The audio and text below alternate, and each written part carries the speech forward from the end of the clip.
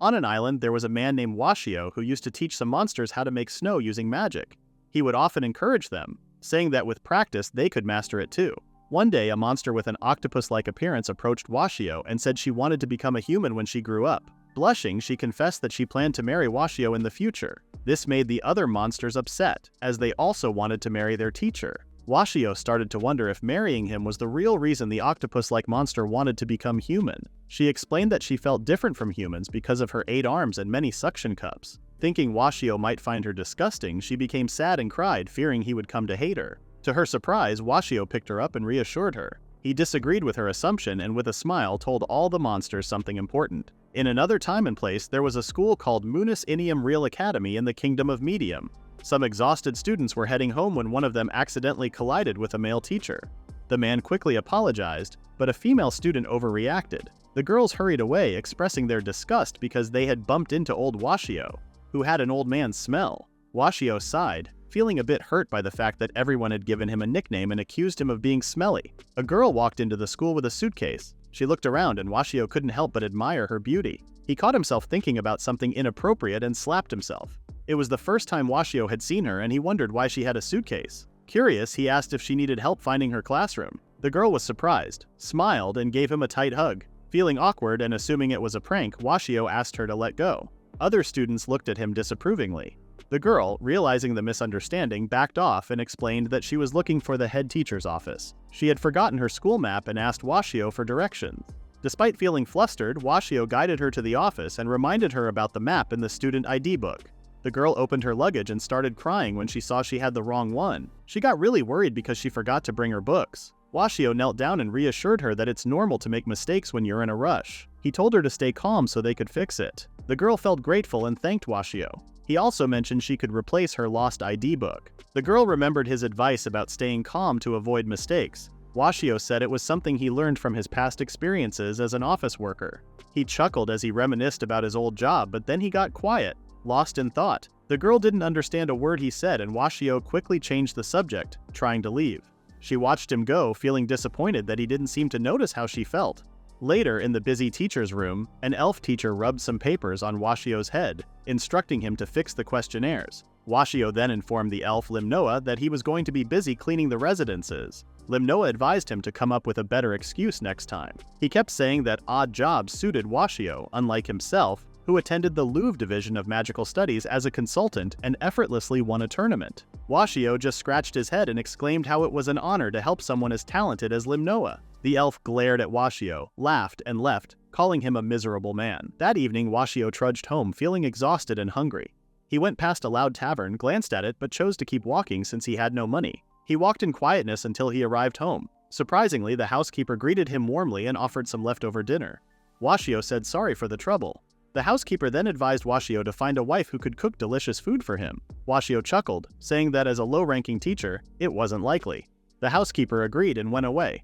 Washio felt depressed and silently went to his room. He entered his untidy room, sat down and took a few bites of the food he had just received. He lay there quietly, reflecting on what the housekeeper had said. He decided to take a shower to clear his mind and remembered how, 10 years ago, he used to work in an office with no prospects for the future. Back then, he didn't have a girlfriend, and one day, while reading a book of famous quotes on his way home, he unexpectedly got summoned to another world. He was hailed as a hero from a different world, gifted with magical abilities. However, he was conflicted with his mission when he realized that monsters were also living beings. Despite trying to save them, the monsters got caught and used for experiments. Washio opens his eyes, having dreamt such a nightmare. He gasps for air, recalling how he couldn't meet everyone's expectations and ended up as a regular teacher at Real Academy. He starts a new life in a new world, but hasn't achieved anything incredible or the harem he always dreamed of. He's just an old man who can use a bit of magic.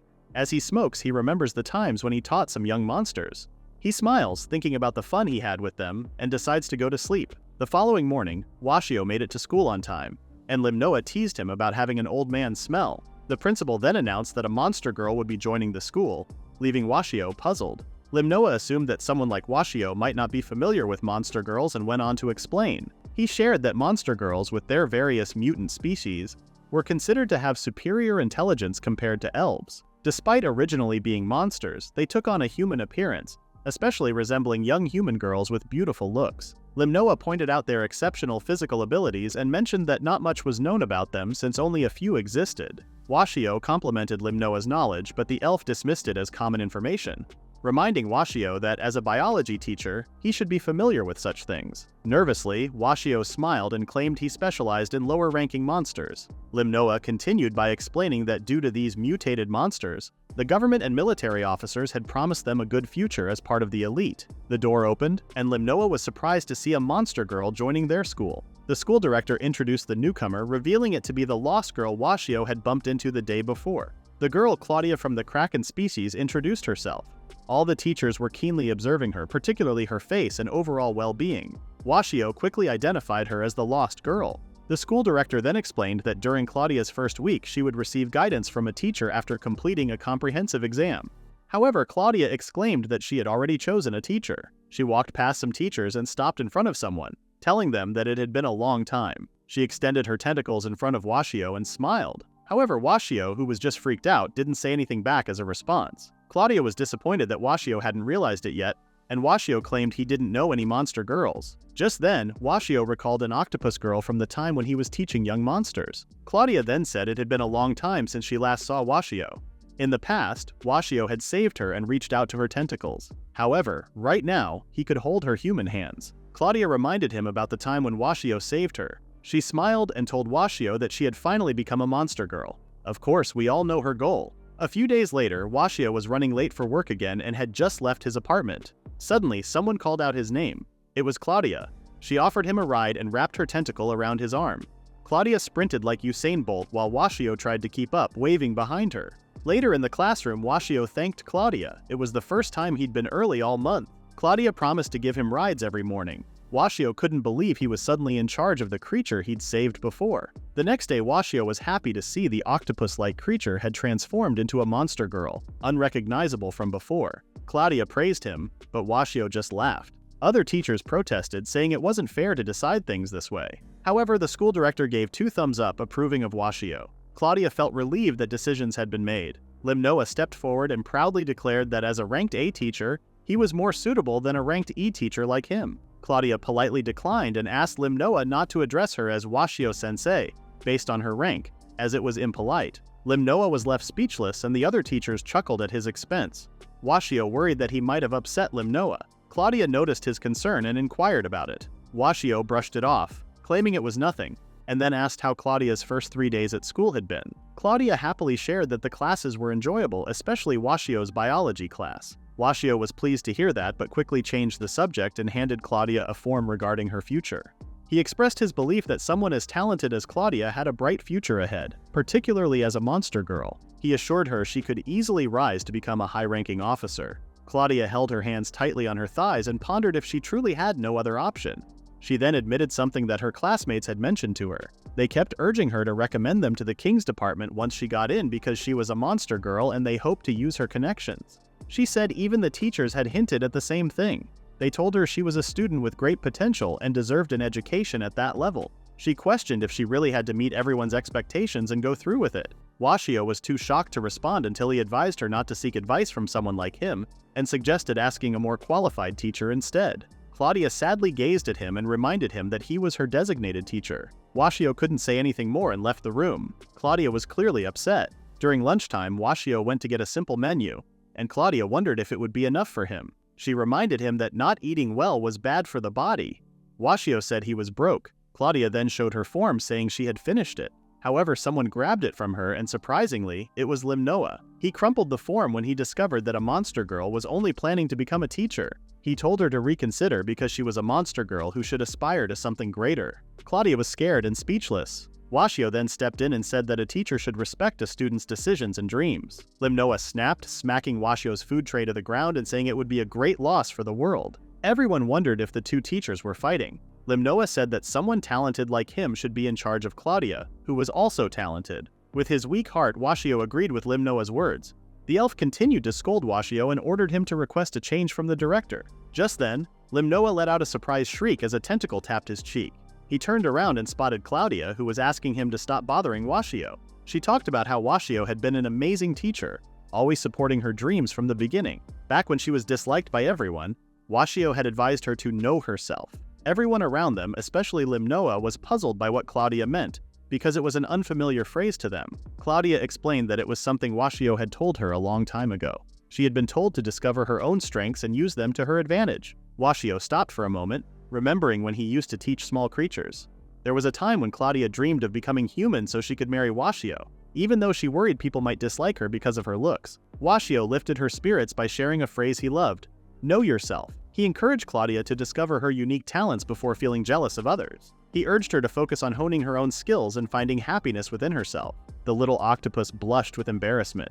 Washio explained that his advice was just his personal take on the phrase. He assured Claudia that he supported her dream of becoming human and would help her however he could. That simple sentence had helped Claudia fulfill her dreams, and she could clearly remember Washio and his words all this time. Washio was happy to see the little octopus evolve into a monster girl. Claudia said it was Washio who had made her realize her good abilities and exclaimed that only he could be her teacher in charge. Lim Noah still couldn't accept it and tried to say something.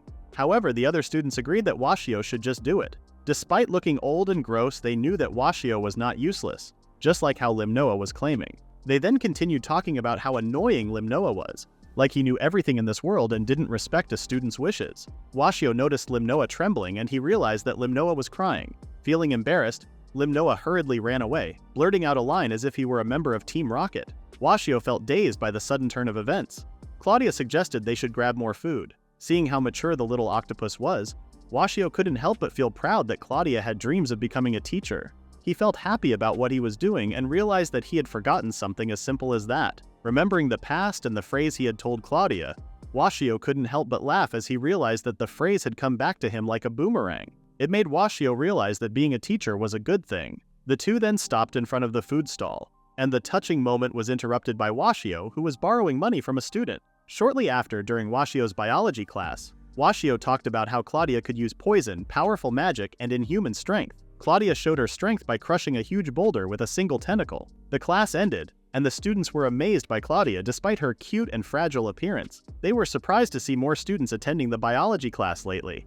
Washio said sorry to Claudia for any inconvenience, but the monster girl was glad to help him since she wanted to be with him. Washio told her to stop joking around, but Claudia ignored him and reached for the chalk writings on the higher part of the board. Washio was shocked that Claudia could reach so high, but she said that what she showed was her limit. Washio remarked on how useful the tentacle was and quickly apologized, sensing that his comment might have sounded insulting. However, Claudia took the opportunity to playfully tease Washio about how useful it had been. She showed off its abilities, mentioning how it could stretch, shrink, bend, and was strong enough to crush a boulder. Wrapping her tentacles around Washio, she jokingly touched him, claiming it was like giving a massage. She admitted she had worked as a masseuse for a while after they separated and had a good reputation for it. Washio was impressed and complimented her skills, dropping to the ground. Claudia then suggested trying a different kind of massage.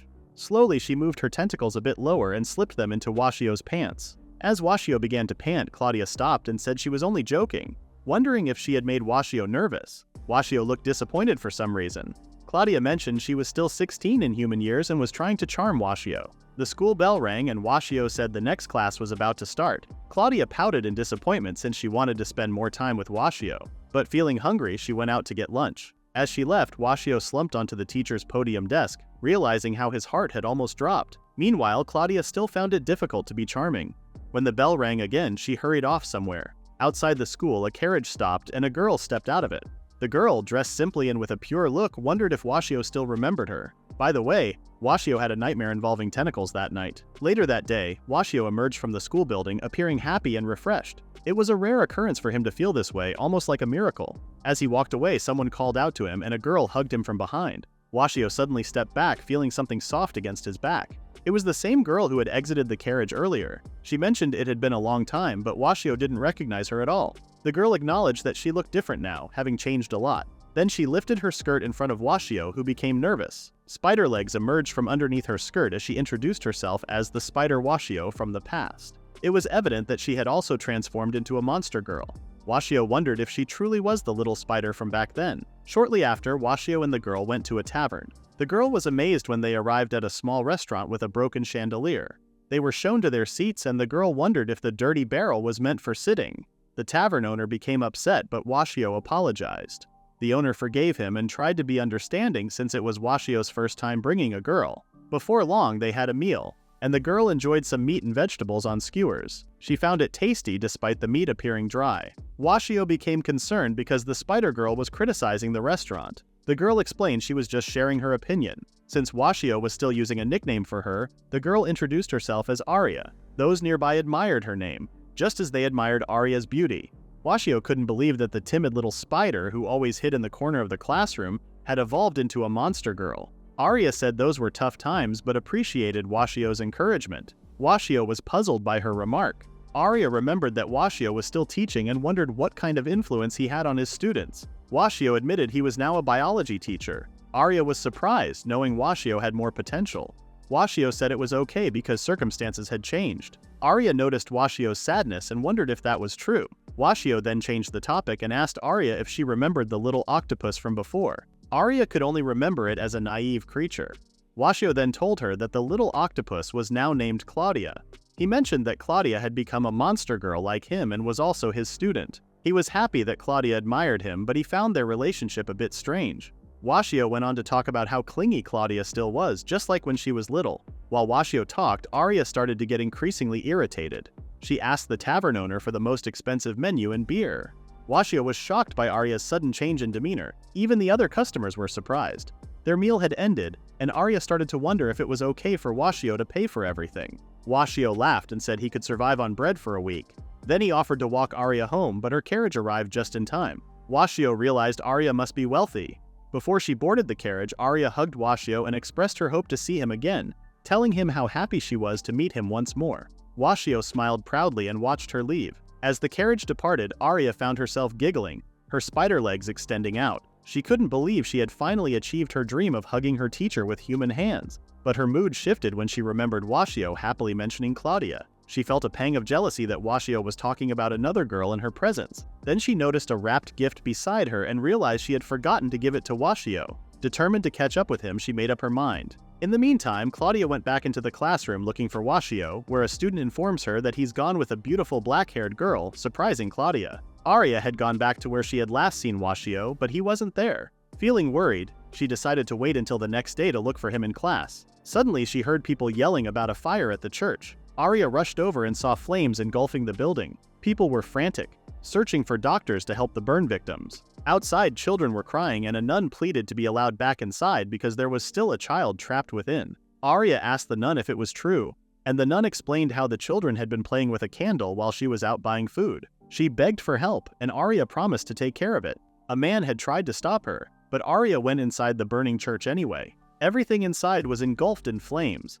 Aria's water magic skills were a bit rusty, so she hurried to find the child. She searched through the rooms, shouting that she had come to help. Aria kept looking around until she heard someone coughing. She walked over to a nearby bookshelf and found the unconscious child trapped on it. Using her spider-like legs, she destroyed the bookshelf and lifted the child, reassuring him that everything was going to be okay. However, a fiery section of the ceiling began to crack, catching Aria's attention. She spotted it just in time. She thought about using lightning magic to obliterate everything, but that would also harm the unconscious child nearby. As the debris fell, someone swiftly slipped a ring onto their finger and a portal cracked open, revealing a demonic hand emerging from it. A demon-like creature emerged fully, and Washio cast a spell called World Over Water. With the summoned creature's help, Washio used water magic to create a protective bubble around Aria and the child. Aria's eyes widened. It had been ages since she last witnessed Washio's magic. She realized that Washio's power was as potent as ever. Then she corrected herself. It was the magic of the kingdom's highest-ranked magician, known as the Golden Eagle. Washio chuckled, correcting her that he was now a biology teacher, and his hand suddenly began to ache. He was feeling the effects of aging. People were surprised to see that the church, which had been burning earlier, was now covered in water. They tried to figure out who was responsible for it. A kid noticed a fish made of water flying around the church. As she reached out to catch it, Aria appeared, carrying the kid who had been trapped in the burning church. The sister checked on Aria's condition, while others called for a doctor to examine the unconscious child. Aria mentioned that she had already used healing magic on the kid, but suggested letting a doctor confirm the child's health. The sister felt grateful to Aria for saving the child. A man then murmured that it was expected for a monster girl to cover the burning church with water, and praised how beautiful it looked. Everyone was shocked to learn that Arya was one of those well-known monster girls who had a beautiful appearance but inhuman strength. As people gathered around her, Arya humbly said it was no big deal. She then noticed Washio in the distance trying to leave the scene. She called out to him, but Washio just apologized and asked her to take care of things for him. In the end, Arya was left surrounded by people. After some time, the water covering the church finally disappeared. The curious kid from earlier asked if the fish she saw was also made of magic. Arya confirmed it and created more fish out of water. The kid looked happy, and Arya noticed a flower wreath on her head. The kid said it was given by a man with magic, who told her that everything would be fine. Although she felt sad about what happened to the church, the man cheered her up. She said she had come to love magic because it brought happiness to people. Arya remembered how Washio had given her a flower wreath when she was just a spiderling. At that time, Arya often felt disappointed because all she ever received were flowers. She even asked why Washio was teaching them magic. Washio explained that he taught them magic because it would be useful in life later on. Arya responded that they hadn't asked for it. Washio acknowledged her point but shared some wisdom with her. The secret to living was giving. He said that giving something, whether it was a flower or a smile, could make someone feel good. It didn't matter what it was, as long as it made both the giver and the receiver happy. He knew that soon enough this would become the purpose of the monster kids' lives. Arya felt touched and wanted to follow in Washio's footsteps. She couldn't help but smile, knowing that Washio still continued to give to others. The next morning at school, rumors spread that a monster girl had resolved the church fire. Some thought it was Claudia, but those who knew about the new transfer student said it was someone named Arya. Claudia heard the rumors and approached Arya. Arya denied being responsible, and Claudia quickly realized that it was probably Washio's doing since Arya wasn't good with water magic. Claudia wished she could have seen Washio's magic. She asked if the muscle was also involved in the incident. Arya confirmed that it was more muscular and the number of fish had increased. Claudia expressed her eagerness to see it. Washio approached the girls and asked if they had been talking about the past. Arya then acted prim and proper, thanking Washio once again. Because of him, she had been able to transform into a monster girl. As a token of appreciation, Arya gave him a wrapped gift. Washio asked if she was sure about giving him the gift. Arya reminded him that living is giving, after all. Claudia watched as Washio got excited over Arya's gift, his eyes sparkling. Arya then reached for Washio's tie and pulled it off, replacing it with a new one that had a spiderweb design. Seeing Washio wear it, Arya got excited and gave him a big hug. Claudia couldn't do anything but tremble in the background. She said it would have been better if the tie had an octopus design, but Arya insisted that her spiderweb design was better. The two continued their playful argument while the other students watched them from the ground floor. Shortly after, Arya submitted a document expressing her interest in joining the Magic Guard. Washio agreed because even among the students, Arya had exceptional magical abilities. Washio promised to support Arya as much as he could in reaching her goal. Out of nowhere, Arya gave him a sweet hug. Washio felt glad that both Arya and Claudia were thinking about their futures. He reminded himself to do his best to help them. Suddenly, other faculty members started arguing, each believing that one of their students would win this upcoming spring because they had exceptional first-year students. However, they soon felt down as they remembered Lim Noah's 5-year winning streak, and assumed Lim Noah would win again this year. Washio noticed that the other teachers were getting excited, but he didn't think it was any of his business. Claudia soon found out about Arya, who used to get angry and bite others, joining the Magic Guard. Arya claimed it was Claudia's fault because she always brought worms, even though she hated insects despite being a spider. Arya then asked what Claudia planned to do, and the octopus girl said she wanted to become a teacher like Washio since she liked the idea of monsters and humans studying together. Arya called it a wonderful dream. Just then, some students started smelling something pleasant and thought that a flower spirit might be nearby. At that moment, a group of 3 students approached the 2 girls and asked them to join their faction. The 2 monster girls looked confused. The leader of the trio introduced himself as Frederick, a second-year student and a member of Lim Noah's faction. With him were a third-year student from Alba's faction and another third-year from Julia's faction. The girls were puzzled about the factions, so Frederick explained that there were 3 ways to activate magic, and each faction studied different types of innovations to help improve each other's magic. Claudia and Arya understood that it was a magic study group and wondered what to do. The third-year students tried to recruit them, but the narcissistic Frederick insisted that they should join Lim Noah's faction. He boasted that he could help the 2 girls become 1,000 times stronger. He claimed that such elite people should join their faction and shine with them. Frederick had tried to charm his way in, but Claudia bluntly refused his invitation. She couldn't come up with an excuse, and Arya said it wasn't right for someone like Frederick to decide what others should do. A third-year student attempted to invite them as well, but got rejected too. Arya mentioned that she wasn't comfortable with large gatherings, and Claudia wasn't very good with magic since she was more physically inclined. Frederick then stood up and suggested settling things with a magic duel. Claudia tried to refuse him again, but Frederick ignored her and activated a water-based magic spell. He attempted to drown them with a tidal wave, but Claudia easily dispersed the water with a whip of her tentacle. She then glared at Frederick, who began praising her skills as a monster girl. He asked them to return the favor by showing their magic. Arya reminded him that they had already refused his invitation. Determined, Frederick decided to motivate them by summoning a creepy furry creature from his shadow. Meanwhile, in Limnoa's class, he briefly reviewed the principles of magic. He explained that when performing an invocation, a representation of their magical power would appear from the shadows. The appearance of this representation depended on the summoner's rank in magic. This phenomenon was called the image of magic power. Claudia and Arya then realized that the creature before them was a werewolf. Frederick introduced the manifestation of his magic power as if he were showing off an expensive accessory. He wondered if the two monster girls were surprised. Returning to Limnoa's discussion, he explained that the materialization of magic power reflected the user's spirit. These manifestations could take the form of monsters, beasts, or magical creatures, but the key aspect was their size, not their shape. The size was directly linked to the user's magic power. Based on this manifestation alone, others could gauge the user's power just by looking. Frederick stood proudly as the other students were amazed by his imp, the representation of his magic power. They realized that Frederick had grown stronger over the last 2 years. Arya then noticed that the imp was likely around rank C or B. Frederick asked her not to jump to conclusions and demonstrated his magic. He invoked an ice-based spell, causing a massive chunk of sharp ice to appear above them. The large ice block then fell, but Claudia easily destroyed it with her powerful tentacles. Frederick asked if the size of his magic was surprising. By reciting his spell perfectly, he could make his magic stronger, allowing him to use A-ranked magic. He then mentioned that Limnoa, the supervisor of their faction, could triple the power just by reciting his spells. He said it wouldn't be long before Limnoa earned the gold title. After that, he asked the girls if his display of powerful magic had impressed them. The students around them continued to praise Frederick, but they were more impressed by how easily Claudia handled Frederick's magic. However, the two monster girls found the display disappointing. It wasn't weak, but compared to Washio's magic, it was insignificant.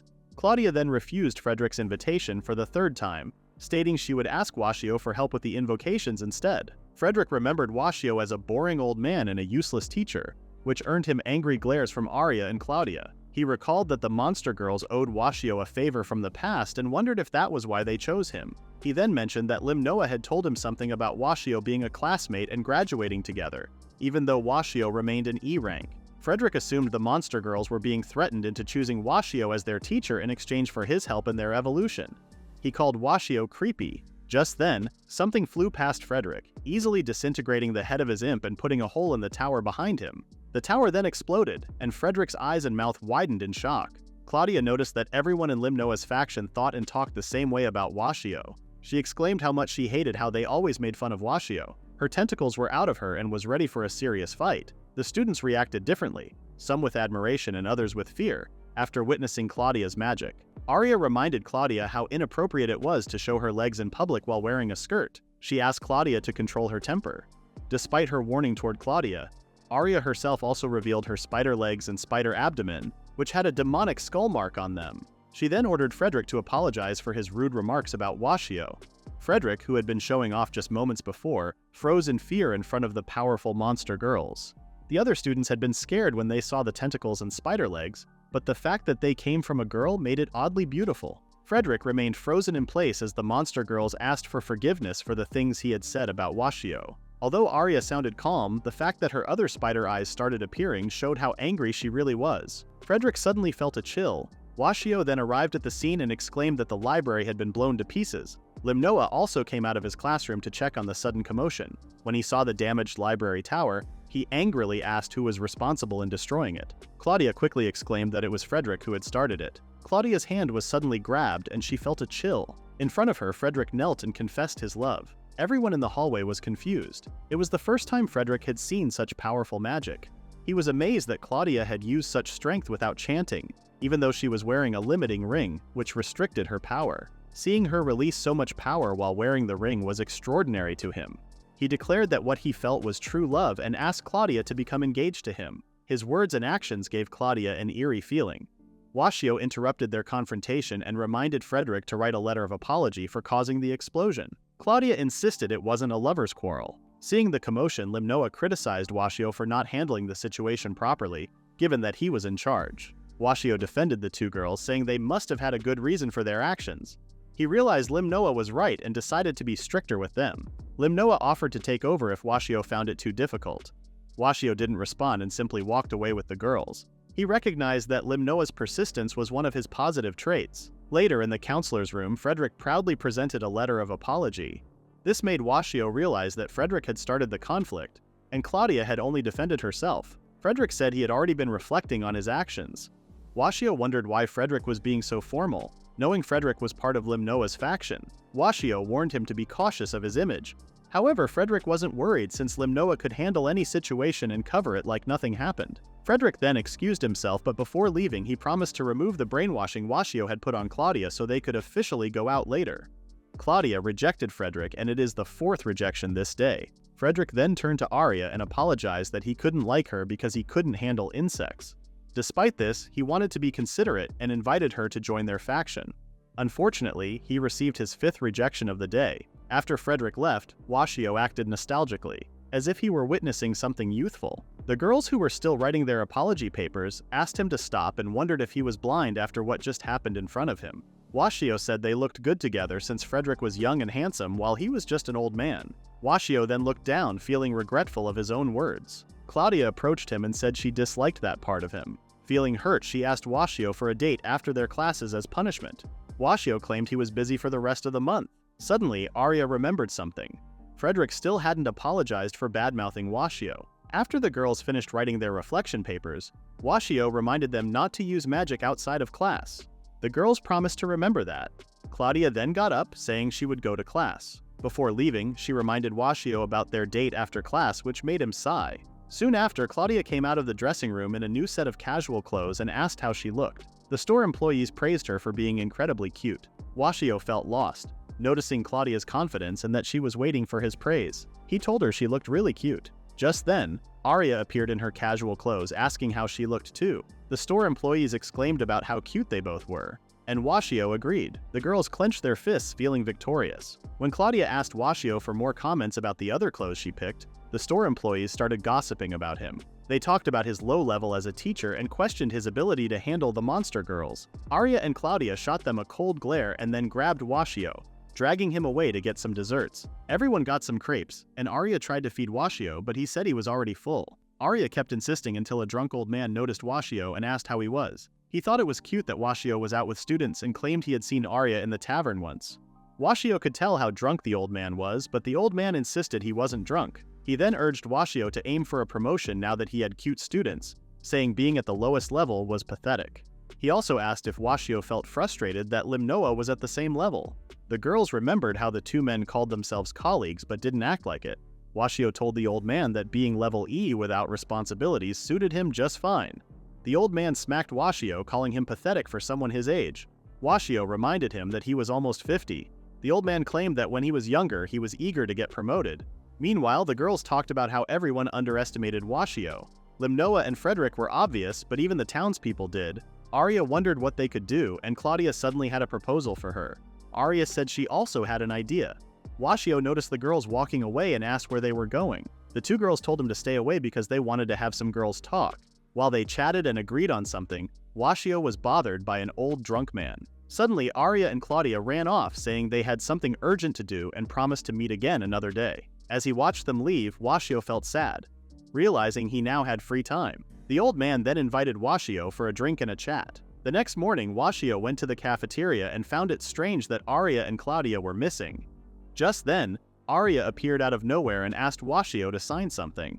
When Washio asked what it was, Arya proudly said it was a document to create the Washio faction, and they wanted to show everyone how great Washio was as a teacher. Washio looked very worried when he heard Arya's plan. He worried about what kind of faction it was, realizing it was just another problem. However, he found a loophole and told Arya there was no authority to oversee factions at E rank, so it would be impossible for him. Arya exclaimed it was possible and discussed the requirements to form a faction, saying everything was met. They had a unique magic method using the raising ring, at least 3 members after Claudia recruited them, and Washio had been promoted to D rank, the minimum rank to oversee a faction. Washio was surprised by his sudden promotion since he had been at E rank for 20 years. Arya then revealed she had threatened the director, saying she would leave the school if she couldn't create Washio's faction. Washio angrily told her not to threaten the director like that. Arya claimed all that was left was Washio's signature and urged him to write quickly. Feeling cornered, Washio began to think silently. He then suggested it might be better not to create a new faction. Arya was taken aback. Washio explained that he and Claudia could still learn enough magic with existing factions and by interacting with more students, which would deepen their knowledge. He asked them not to worry about him and to connect with others instead, reminding Arya how Frederick had invited them to join Limnoa's faction. Even if the girls disliked Limnoa, Washio believed someone exceptional like him could handle them. Just then, Washio noticed Arya crying silently while glaring at him. He stopped talking, taken aback. Arya said Washio was much more wonderful as both a teacher and a magician. Instead of denying the unfair E-rank evaluation, Washio accepted it, which frustrated Arya. He then apologized, and Arya asked him to sign the document if he truly felt sorry. Washio stared at Arya and recalled the time he first met her when she was beside her dead parents. As he tried to say something, Claudia suddenly appeared, calling out his name. As usual, he was distracted by her ample figure. She then showed him a letter addressed to him that looked urgent. Washio wondered if it was from the landlord and opened it. The landlord began by apologizing and asked Washio to leave the place immediately the next day. His son was taking over the management and didn't want Washio to stay. Washio was speechless, realizing he would be homeless the next day, right before turning 50. He looked conflicted about his current situation. Arya bowed and said it didn't matter if Washio was doing it just for a place to sleep. They wanted to learn from him. Seeing Arya's proud bow made Washio smile. He pretended to be impressed by Arya's enthusiasm, and Arya responded with thanks, matching his excitement. Washio reminded them that the document wasn't signed yet. As Washio held the pen tightly, ready to sign, he remembered how a faction operated. He realized that a supervisor like him was only needed in a formal sense, similar to a cultural advisor who showed up occasionally. He didn't have much to do while enjoying a pay raise and a free dorm room. His thoughts drifted to the monsters he had encountered before. After thinking for a moment, he finally moved his hand and signed the document. Arya celebrated when Washio signed it, but Claudia noticed that Washio's name was misspelled as Watsuo. Arya angrily asked if Washio had done that on purpose and wondered if it was a moment of clumsiness. Washio had no response.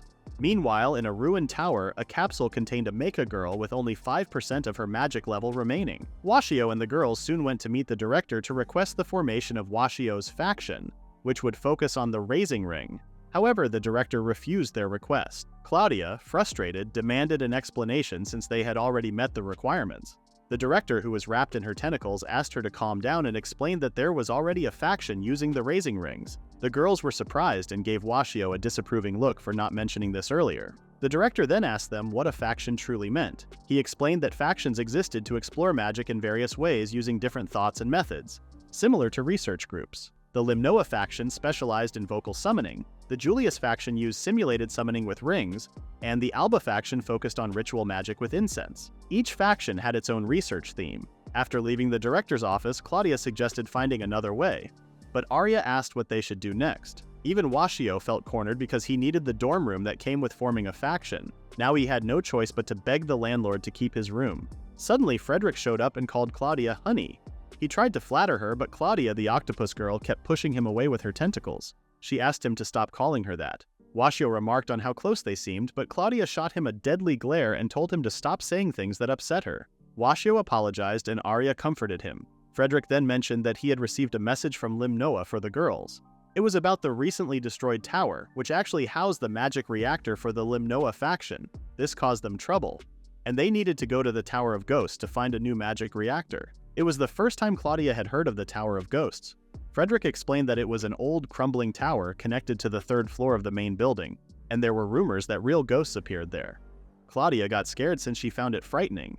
Frederick tried to reassure her by saying that Washio would be with them, but Washio was also trembling with fear. Arya then decided that the whole group should go. She reminded them that it was Claudia who destroyed the tower in the first place, and suggested that it should be the three of them going. Even though he didn't want to go, Washio ended up in front of the Tower of Ghosts with the two girls holding onto his arms. He asked them to keep their distance, but Claudia was too scared. Washio muttered under his breath because he was also frightened by ghosts. He opened the door and decided to quickly find the magic reactor so they could leave the ruined tower as soon as possible. At the same time, Frederick informed Limnoa that he had already led the targets to the tower. Limnoa praised Frederick for his work. Frederick said he did it all for his beloved, hoping to join the Limnoa faction. Limnoa planned to scare Washio with the ghosts, then make a dramatic entrance to rescue the girls, showing them his skills as a teacher. He believed this was the perfect way to free the girls from Washio's influence. Frederick applauded him and they both fell silent, staring at each other. Limnoa then started talking about the core values of the Limnoa faction: intelligence, wealth, and pride. He looked forward to the arrival of the monster girls, and Frederick hoped Claudia would also understand their faction's ideals. With Limnoa's plan, he would take charge of the monster girls and they would return to the correct timeline. Meanwhile, back in the Tower of Ghosts, Claudia was breathing heavily while holding Washio down on the floor. Washio asked her to calm down, but Claudia couldn't take it anymore. She puckered her lips and closed her eyes as she leaned toward Washio's face. However, she stopped when her large chest pressed against Washio, who quickly noticed how soft they were. He warned Claudia that they were touching him, but she didn't mind and suggested he could touch more. Washio closed his eyes as he remembered what had happened before they ended up like this. Earlier, Claudia had clung to Washio's arm because the inside of the tower looked dark and frightening, even though it was midday. Washio reminded the girls to find the magic reactor that Limnoa had asked for, and to return quickly. As they began walking inside, Claudia got scared and asked if she could stay outside. Washio asked if she was afraid of monsters and ghosts, and Claudia quickly confirmed it. She was on the verge of tears. Suddenly, a door they passed by opened on its own. Both Washio and Claudia started trembling after seeing what had just happened. Suddenly, a ghost appeared behind them, causing Washio and Claudia to panic even more. They both had the same thought and immediately started running away, leaving Arya behind. Arya called out for them to wait, but in their fear, they accidentally stepped on something, triggering a pitfall trap. They couldn't do anything as they fell into the hole. Fortunately, they weren't injured because Arya used her spider threads to catch them. She told them to calm down as she pulled them back up. However, the trapdoor suddenly shut, cutting the threads. Washio and Claudia then fell to the ground but weren't hurt much. It was pitch dark, and they were shocked that a trap existed inside the tower. Washio worried about Arya's safety but decided to focus on Claudia, who was in front of him. He began removing the spiderwebs tangled around her. Out of nowhere, Claudia started blushing and breathing heavily, saying she felt strange. She crawled towards Washio, saying she couldn't control her monster instincts. Hearing this, Washio panicked and urged her to fight her urges. Claudia explained that instincts were the feelings and actions that happened before thinking. Frustrated, Washio asked what she meant. Claudia continued moving towards him despite his attempts to stop her. She mentioned she was okay with it since they would eventually get married. She began loosening her necktie.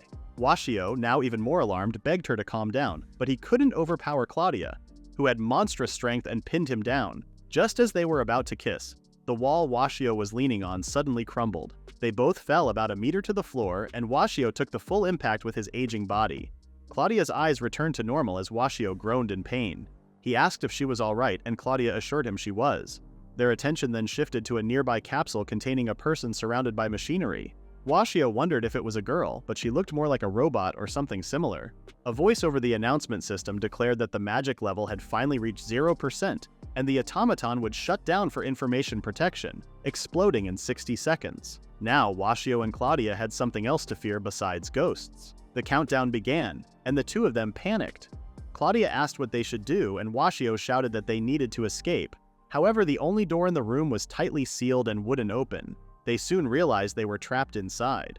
No matter how much Washio twisted the doorknob, it didn't open, indicating that they were trapped in the room with the automaton counting down to its self-destruction. Washio suggested that they should calm down first, as that would help them avoid panicking and increase their chances of success. Following his advice, Claudia managed to calm herself for a moment and then asked how they could escape. Noticing that the automaton was responsible for the countdown, Claudia proposed stopping it. Washio agreed and began searching for a manual. As he looked around, he found something: a magic book. When Claudia asked what it was, Washio wasn't surprised that she didn't recognize it, and decided to explain later. The two started reading the book, but Claudia said she couldn't understand the content. Fortunately, Washio grasped most of it. He approached the capsule and placed his hands on the glass. Closing his eyes, he visualized a massive door and then saw someone with large horns. He began a silent conversation with this horned figure, and magical energy began to spread throughout the room. The automaton stopped its countdown and resumed its regular operations. Washio let out a sigh of relief. Claudia was surprised and started calling Washio master instead of teacher. Washio said his magic was truly drained and that he had followed the instructions in the magic book. Claudia expected no less from someone known as the Golden Eagle. Washio asked her to stop using that title since it had been 20 years. Claudia insisted it was true and that she would always be proud to be his student. Realizing Claudia was his student, Washio began to remember the situation they had faced earlier. Curious, Claudia then asked what the magic book was about. Washio explained that the book was an ancient magical artifact. It was his first time seeing a real one, and he believed it contained many lost spells. However, he said he couldn't understand everything without a language analysis. Claudia recalled him reading it correctly earlier, but Washio said only a few words were clear. At that moment, Washio found some notes. Claudia then had an idea. She suggested using the magic book as the study focus for their group.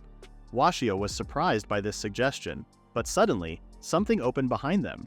The girl from before emerged from the capsule. She looked at them as they stood there, silently surprised. She asked if they knew her master. Washio said they didn't know him at all. She understood and stepped out of the capsule. Then she started shouting, calling out for her master.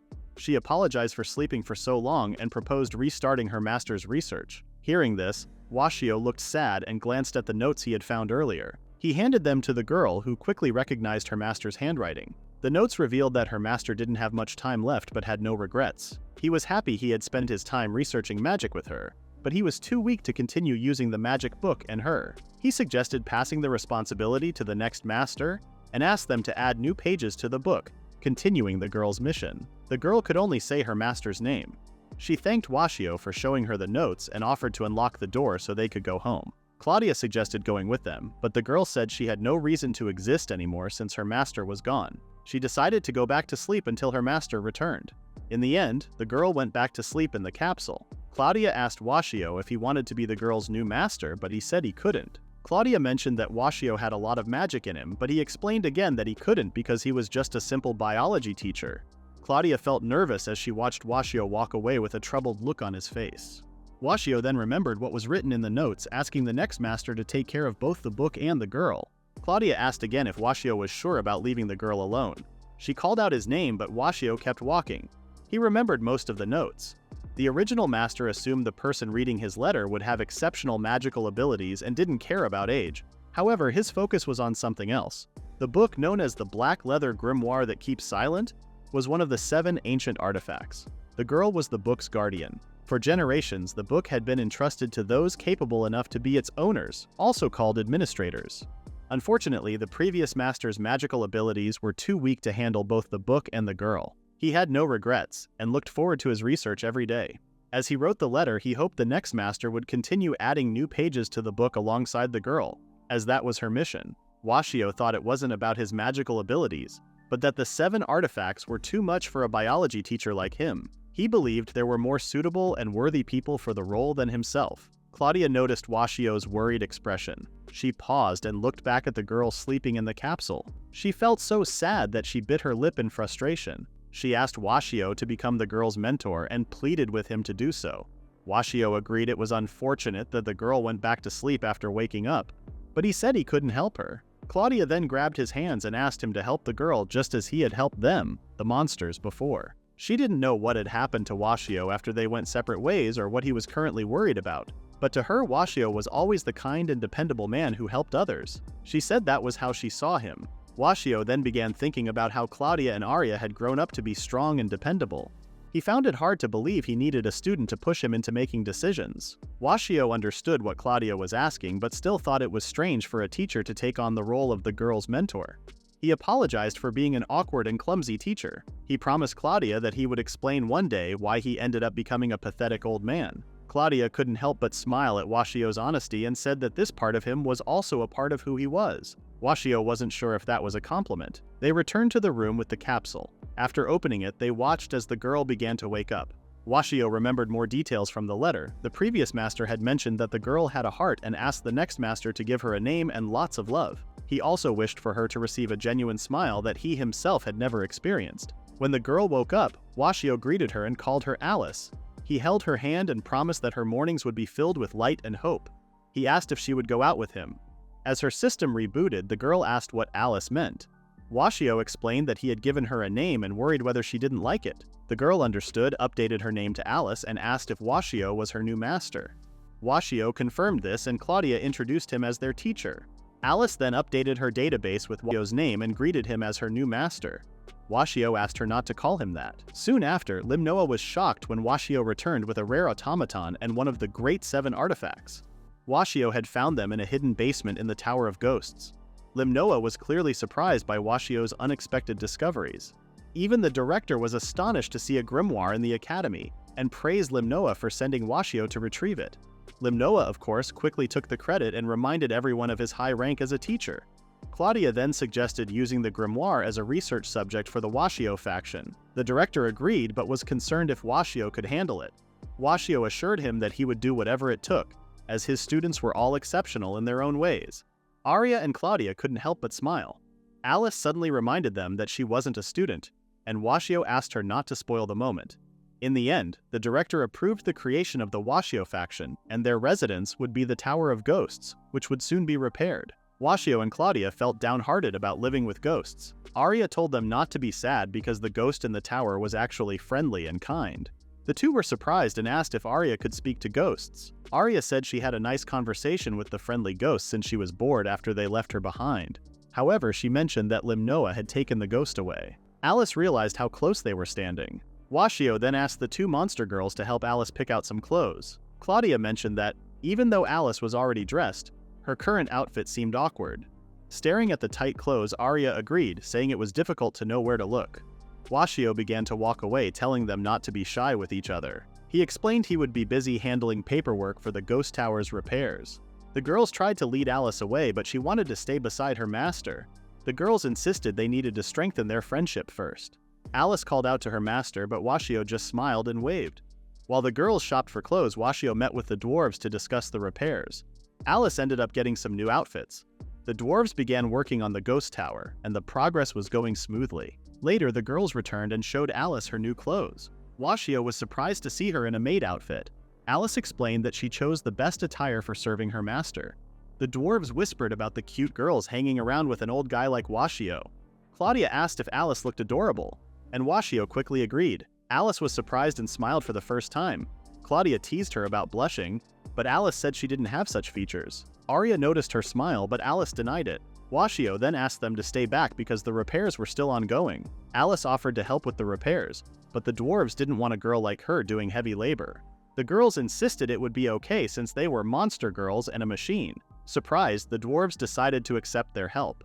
At that moment, a piece of equipment holding a boulder started creaking, and Alice quickly noticed it. Her right arm transformed into a cannon by flipping her wrist, and she decided to destroy the boulder, which could be dangerous for her master. With just one shot, the massive rock disintegrated into nothing. Washio and the dwarves were stunned. After eliminating the threat, Alice's arm returned to normal. She approached Washio and gently grabbed his face, asking if her master was okay. Washio assured her that he was safe. He smiled, feeling fortunate to have gained the affection of another incredible girl like Alice. Alice was relieved that Washio was unharmed, and asked everyone to continue with the repair work. The next day, Washio asked the landlord he knew if he really needed to go out. The landlord said she wanted Washio to stay, but her son insisted that they throw him out. She apologized and asked Washio to leave for good. Washio tried to ask for the son's forgiveness, but the landlord told him again that he had to go. As they walked away, Washio wondered what he would do with his life. Alice asked if he planned to stay in an inn while the ghost tower was being repaired, but Washio said he didn't have the money for that. Claudia then remembered that Washio didn't have friends to help him, so she suggested he stay in her room for a while. Washio refused. Arya then offered her room and promised him the best hospitality ever. Alice just stared at them. Washio said it would be strange for a teacher to stay in a student's room.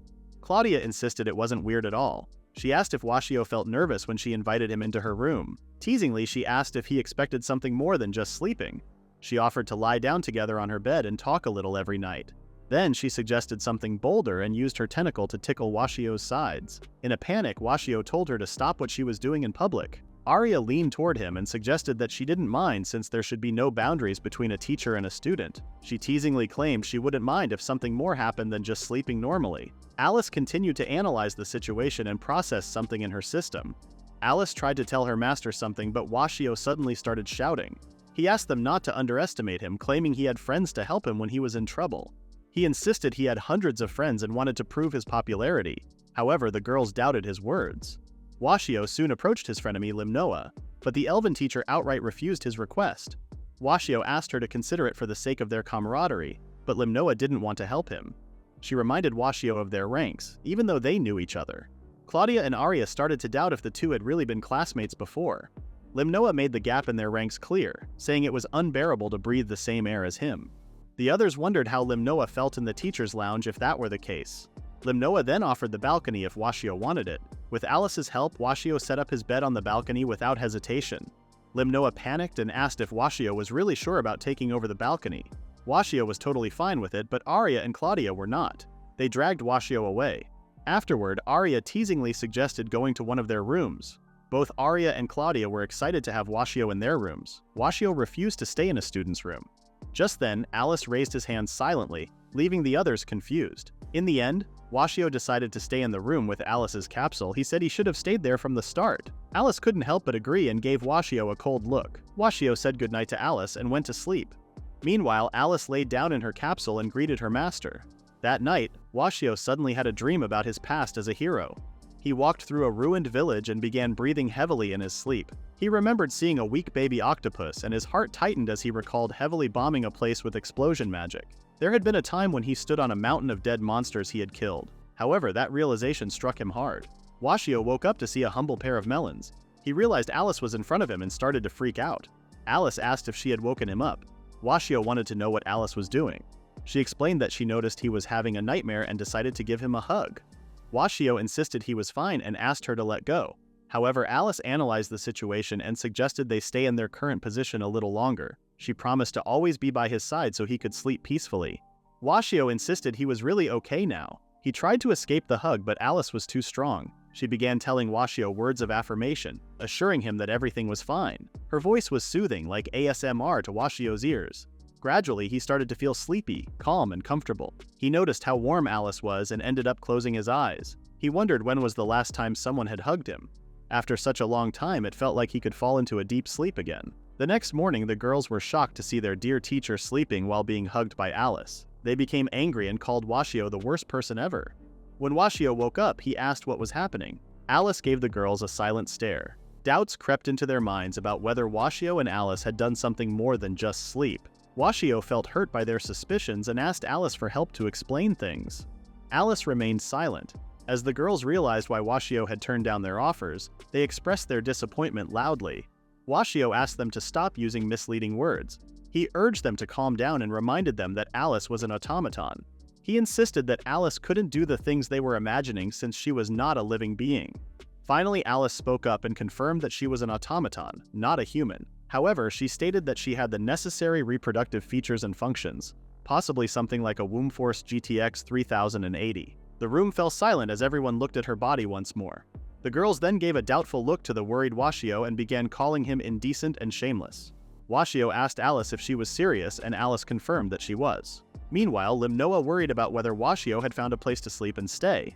Claudia asked Washio to have lunch with her, but Alice had already prepared lunch for him. The other students noticed and thought Washio was impressive for being popular with the monster girls. However, they wondered why Arya was standing silently, staring at Washio. They assumed she might be upset. During class, instead of paying attention, Arya was thinking about ways to get Washio to notice her. She saw how he was always with Claudia and Alice, but didn't seem to notice her at all. When the teacher asked her to solve a problem on the board, she was too focused on her thoughts, and accidentally said them out loud. The teacher reminded her to focus on the lesson. At that moment, Arya glanced at her chest and uniform and compared herself to Claudia and her attire, who was more carefree and bold. She realized what might be holding her back and decided to try something different. Meanwhile, Washio was struggling to translate a spellbook he had recently found. He couldn't understand the language since he only knew Japanese. He decided he would ask the linguistics professor for help later. Arya entered the classroom with a smile, wearing a uniform similar to Claudia's. Though it looked untidy, it showed her slim figure. She walked over to Washio and asked what he was doing. Her action seemed unusual as she moved in a way that drew attention to herself. Washio felt uneasy, breaking into a cold sweat as he tried to figure out what Arya was up to. Noticing her strange behavior, he asked if she had eaten something unusual. Arya denied eating anything strange, but then mentioned she hadn't eaten at all. She leaned closer to Washio and repeated her question about what he was doing. Washio glanced at her but tried to focus, saying he was deciphering the spellbook. Arya leaned in even more and asked about his progress. Washio felt increasingly nervous, noticing her different tone and messy uniform. He couldn't help but wonder what was wrong with her. Arya continued, saying it felt hot in the classroom. She began undoing her necktie, but instead of being distracted, Washio became more concerned. He knew it was unusual for Arya to feel warm, especially since her clothes were light. He worried even more, unsure of what was going on with her.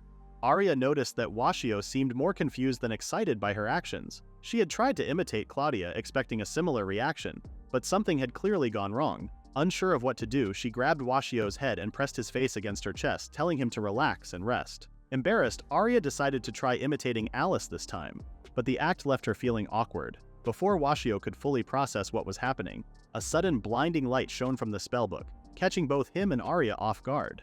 At the same time, the door opened, and Claudia and Alice entered with the book Washio had requested. However, Washio was nowhere to be found. Alice explained that Washio was inside the book, undergoing a test. Meanwhile, inside the book, Washio and Arya found themselves surrounded by shadowy figures. Alice confirmed that Arya was with Washio, taking the test together inside the magic book. A mysterious voice then told Washio and Arya to begin their test. Washio asked where they were and what kind of test it was. The voice explained that it would judge whether Washio was worthy of mastering the 4 stellar spells. If he failed, he would lose his life. Suddenly, a bright light blinded them both. Washio soon woke up in a strange place filled with thick fog. He asked if Arya was okay, and the spider girl said she was fine and wondered if they were in the test area. Washio guessed it might be the test, but he wasn't sure. He just wanted to escape quickly, as he needed to continue working on deciphering the spell book. He also didn't want to miss the magical presentation at the faction meeting, which was organized by the Magic Study Group, as mentioned in a previous chapter. At that moment, Arya noticed a figure approaching. Washio thought it might be the person who locked them in. However, the figures turned out to be shadows holding weapons. Arya pointed out that the shadows seemed hostile and hugged Washio. As they were surrounded, Washio wondered if this was part of the test. Feeling Arya against his back, he realized he was being attacked from both sides. He tried to focus on the situation but couldn't. Arya noticed Washio's discomfort. She pulled out a magic-enhancing ring from her pocket and put it on her finger. With a simple gesture, a thunderbolt struck the shadow figures. Arya called them easy opponents. Washio cheered for her power and asked her to take care of the rest of the test. Arya used lightning bolt against the shadow entities, repeating the attack as much as she could. After walking for a while, she realized something. In this world, she and Washio were the only people around, like Adam and Eve. She saw that the winning conditions were clear and thought it was her chance to act. They had already achieved being alone together, and now there were only 2 more steps: mutual love and spending time together. She noticed Washio walking ahead and tried to catch up. When she accidentally brushed her hand against his, she blushed. She couldn't believe they were already at the holding hands stage. This girl needs to chill. Arya decided not to hold back and called out to Washio. She fidgeted and said she was tired. She sweetly asked him to carry her. This surprised Washio, and he asked what was going on with her since she didn't usually act this way. Arya gave him a serious look. Washio asked if something was wrong and said if she was troubled, she could talk to him. Arya then said she only wanted Washio to see her the way he saw Claudia. She just wanted to see him excited when he was next to her. However, Washio wasn't paying attention because he was focused on the enemies attacking Arya from behind. As Arya explained what she had been doing, the enemy behind her swung its axe toward her. Washio quickly grabbed and held Arya to protect her. He then asked if she was okay. Blushing, Arya said she wasn't sure how she felt. Washio, concerned, asked if she was hurt anywhere. Before she could answer, the enemy raised its axe for another attack. Washio panicked and quickly jumped out of the axe's reach, narrowly avoiding the strike. He apologized to Arya for pinning her down, explaining he just wanted to make sure she didn't get hurt. Arya placed her hands on Washio's cheeks, her expression suddenly playful. Washio froze, too stunned to react. She wrapped her arms around his neck, pulling him closer. Then she whispered in his ear that her heart was racing and asked him teasingly what kind of race it might be. Washio was startled and said Arya wasn't acting like herself. He reminded her it wasn't the time to behave strangely since the enemy was still there, and they couldn't ignore it. In response, Arya struck the shadowy figure with a thunderbolt, burning it to ash. She then asked Washio what kind of person she would be if she didn't take action. Finally, she asked how he really saw her. However, their moment was interrupted by a shadow holding an axe. It roared in frustration after surviving the thunderbolt. Washio said they could talk about things later after defeating the enemy. Arya held on to Washio more tightly. Noticing this, Washio created a barrier to protect them.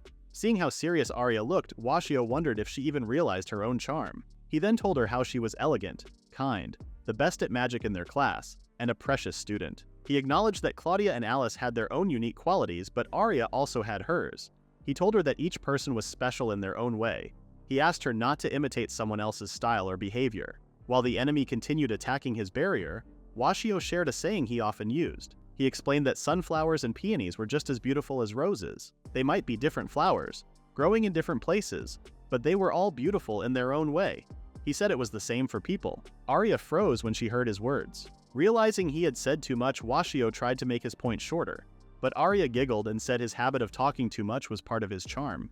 Washio became flustered at her sudden comment. Arya realized she didn't need to be like others since she had her own strengths. She fixed her messy clothes and thanked Washio for his advice. Washio couldn't help but smile. He added that seeing her in a short skirt was refreshing, but he preferred things as they usually were. The enemy kept attacking the barrier, making loud noises. Arya became annoyed, raised her voice in her usual tone, and complained about how noisy it was. The shadow creature was struck by another thunderbolt. Arya didn't hesitate anymore to use her spider legs and thought she should have done that from the beginning. While carrying Washio in her arms, she charged through the enemies like a truck. She realized she could have used her speed to avoid fighting them one by one. Meanwhile, Washio felt uncomfortable being carried by his student. He accidentally mentioned how embarrassing it was, and Arya heard him. She smiled at him sweetly, which made Washio blush and his heart flutter. Though he was older, he still felt a bit romantic. The two soon reached a large, tall door with a magic circle on it. Washio remarked that the door looked important and wondered if there was magic on the other side. Arya tried to push the door open, but it didn't move, even with her strength. Washio jokingly said, "Open sesame," but nothing happened. However, after a moment, the door opened. Arya was impressed and asked if "open sesame" was a kind of unlocking spell. Washio, confused, said he didn't expect the childish spell to work on the door. The two stepped into the room and saw a glowing ball of light on a pedestal in the center. Washio stopped moving and ignored someone talking behind him. He noticed another head beside Arya. Drawn to the magical energy, Washio reached out toward the glowing ball. Suddenly, a talking snake stopped him, asking if he was even listening. Washio flinched in fear and backed away, protecting Arya. He asked how she was. The girl tried to introduce herself, but the snake interrupted, saying they were the guardians of magic. The snake told Washio that if he wanted the magic, he had to defeat them. When it saw Washio trying to touch the glowing ball again, it scolded him for touching things without permission. At that moment, the girl trembled and said she couldn't do it. The snake scolded her for acting strange and told her to speak up. It reminded her that she was a guardian. When Washio reached for the ball again, the snake turned its scolding toward him. It also scolded Arya for laughing. The snake couldn't believe they were being treated like this and ordered the girl to show what she was capable of. The girl then said she was ready and showed her glowing eyes. A bright light flashed toward Washio and Arya. Washio was blinded, and when he opened his eyes, he saw that Arya was petrified. Worried, he asked the snake and the girl what they had done. The snake told him not to worry, saying Arya was only petrified. They didn't want her to hear what they were going to discuss. The snake said it was part of a deal, and Washio asked what that meant. The snake said it wouldn't be a bad offer. He would have to pay a price to gain magic, and if he agreed, Arya's petrification would be lifted, and he would get the magic. Washio understood what was happening and asked what he needed to pay, touching Arya's petrified shoulder. The snake said the price was simple: Arya's feelings for Washio. Washio was shocked by this. Washio looked confused as he asked if Arya really had feelings for him. The snake nodded in agreement. Washio insisted it couldn't be true, but the snake frustratingly pointed out it was obvious. Washio then asked what would happen if he returned Arya's feelings. The snake confirmed that Arya would go back to normal. Washio, still worried, asked if that was all there was to it, but the snake called him stubborn. Suddenly the snake turned serious and explained how much she enjoyed love. She said they fed on emotions, and love, especially innocent childhood crushes, was her favorite. She also admitted liking the thrill of a boy secretly reading adult magazines late at night. The girl added that she enjoyed the guilt of betrayal, NTR, describing it as bitter but still delicious. The snake complained about the girl's extreme tastes. Washio couldn't believe what he was hearing and dismissed the idea of Arya loving him as a joke. The girl criticized Washio for not understanding and explained that girls Arya's age often had crushes on older boys. She claimed it was a common trend. However, Washio remained in denial. The snake then asked him about his own feelings for Arya. Washio thought about it and concluded that Arya's feelings were just a misunderstanding caused by her youth. He assumed she would realize it was just a fleeting crush once she grew up and met someone truly special. He asked the snake if his answer was correct. The snake agreed and finalized the deal. Washio would gain the magic to escape from the book, while the snake and the girl would enjoy feeding on Arya's temporary infatuation. She then asked if Washio was fine with the arrangement. After finishing his faction's research presentation, Lim Noah thanked everyone for listening. The audience praised him for improving the fireball spell's range by 30% with his new incantation. As Washio awkwardly walked toward the podium, people whispered about how his small faction of only 3 students had joined the presentation. Many didn't know what to expect from an E-ranked professor like Washio. Someone pointed out that Washio had just been promoted to D rank because he started his faction, but others argued that E and D ranks weren't very different.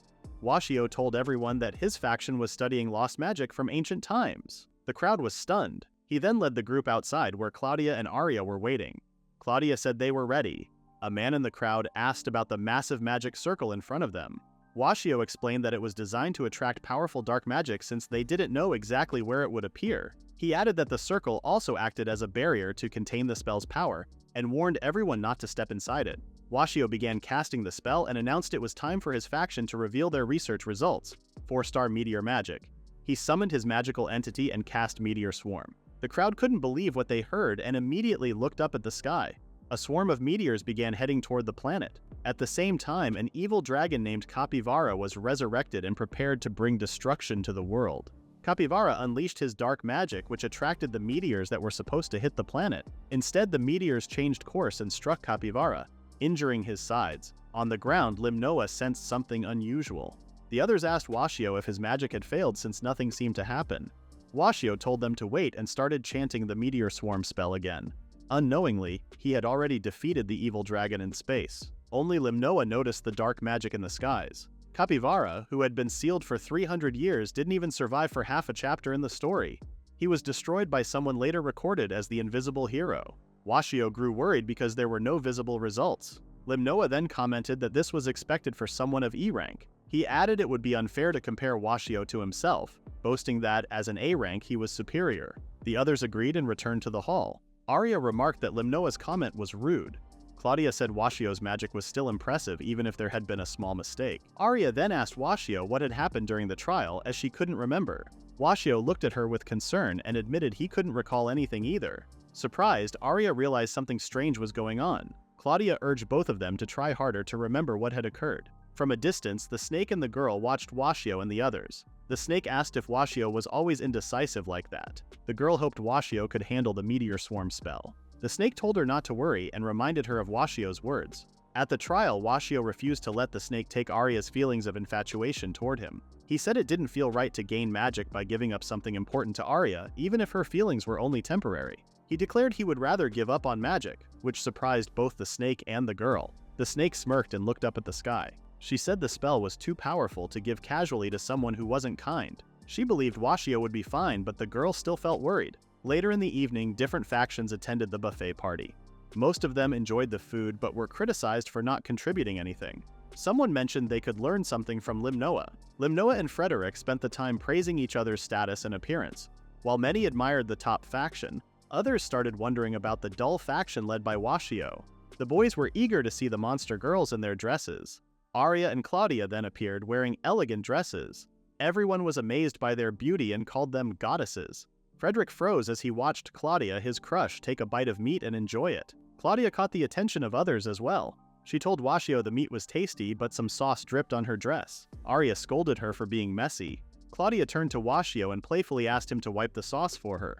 Washio felt nervous since everyone was watching and told her to do it herself. Arya also told Claudia to clean up. Alice then stepped in with a towel and wiped the sauce off Claudia instead. Claudia suddenly felt chills when Frederick appeared and started praising her.